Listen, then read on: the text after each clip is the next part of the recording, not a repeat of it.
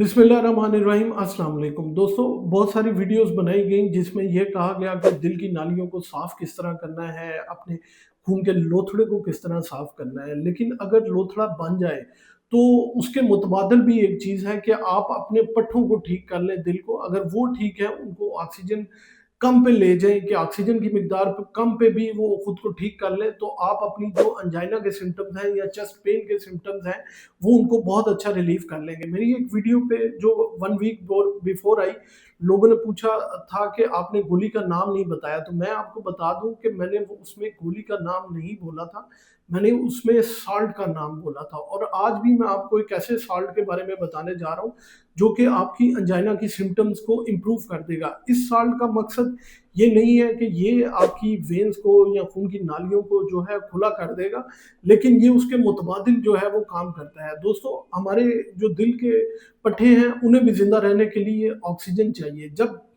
खून की नाली बंद होती है या दिल की नालियाँ जिन्हें हम कोरोनरी आर्टरीज़ कहते हैं, उनके अंदर जो है वो खून का लोथड़ा बनता है, तो उनको ऑक्सीजन की सप्लाई जो है वो कम मिलती है, जिसकी वजह से दिल के पट्टों के अंदर एक मादा बनना शुरू हो जाता है जिसे हम लैक्टिक एसिडोसिस कहते हैं। ये लैक्टिक एसिड जो है ये हमारी वजह बनता है जब भी दिल के पट्टों को जो है खून की सप्लाई कम मिलती है, तो सीने में जलन और बहुत ज़्यादा तेज़ाबियत और अपने आप को जो है प्रॉपर आप अंजाइना के सिम्पटम जो है फ़ील करना शुरू कर देते हैं।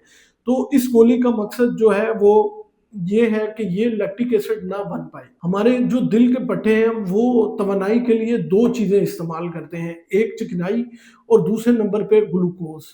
तो जब दिल के पट्टों को जो है वो ऑक्सीजन की मिकदार ठीक मिल रही होती है, तो वो सोर्स जो है वो तवानाई का वो चिकनाई होता है। तो 70% जो है वो चिकनाई को इस्तेमाल करते हैं। लेकिन अगर जब ऑक्सीजन कम हो जाए, तो फिर यही चिकनाई जो है हमारे लिए विबाले जान बन जाती है और हम जो है वो एंजाइना के सिम्पटम में चले जाते हैं। तो ये जो गोली है जिसका मैं साल्ट नेम बोल रहा हूँ, उसका नाम है ट्राइमीथाजोलीन।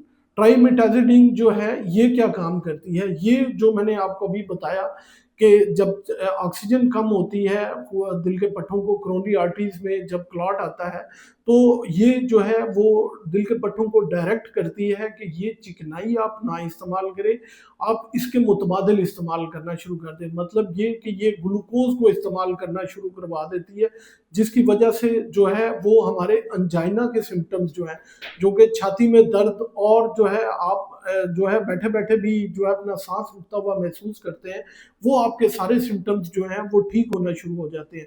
और ये जो है वक़्ती है, ये उन दवाओं का मुतबादिल नहीं है जो कि एंटीप्लेटलेट हैं या फिर खून को पतला करने के लिए हैं या फिर लोथड़े को ख़त्म करने के लिए है।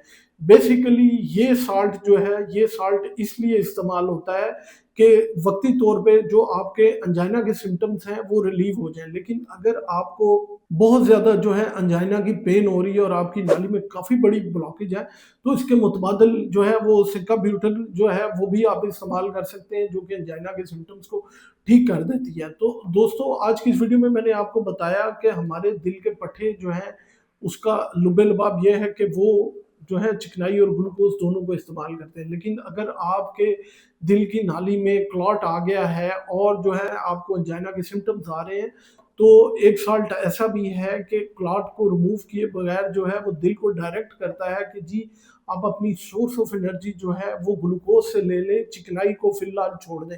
उतनी देर में आप उसके मुतबादिल जो है वो कुछ भी कर सकते हैं। आप एंजियोग्राफी करवा के जो है वो जो है एंजियोप्लास्टी करवा सकते हैं, अंदर स्टेंटिंग करवा सकते हैं या अपने डॉक्टर से मशवरा करके फर्दर जो भी आपने करना है वो आप कर सकते हैं। तो मैं आपको ये बता दूँ कि ये गोली आपने अपने जो है वो किसी भी मुस्तनद डॉक्टर के मशवरे के बगैर बिल्कुल इस्तेमाल नहीं करनी। अगर आप खून पतला करने वाली गोलियाँ खा रहे हैं, तो आपने वो जारी रखनी है। इसके अलावा अगर आप पार्किंसनिज़्म डिज़ीज़ के पेशेंट हैं या नशे की बीमारी है, तो ये गोली जो है वो बिल्कुल आपने इस्तेमाल नहीं करनी। हामला ख़वातीन जो हैं, वो अपने डॉक्टर के मशवरे के बगैर ये गोली बिल्कुल ना इस्तेमाल करें।